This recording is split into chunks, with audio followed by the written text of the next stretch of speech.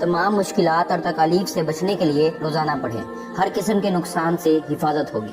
اعوذ بکلمات اللہ التامات من شر ما خلق، اس کا اسکرین شاٹ لے لیں یا ویڈیو ڈاؤن لوڈ کر لیں۔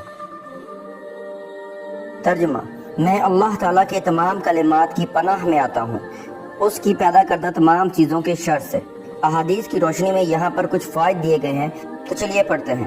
فائدہ: ان کلمات کے پڑھنے والے کو کوئی موذی چیز نہیں کاٹے گی۔ نبی کریم صلی اللہ علیہ وآلہ وسلم کے پاس ایک شخص کو لایا گیا جسے بچھو نے کاٹ لیا تھا۔ آپ صلی اللہ علیہ وآلہ وسلم نے فرمایا اگر یہ مذکورہ کلمات پڑھ لیتا تو اسے بچھو نقصان نہیں پہنچاتا۔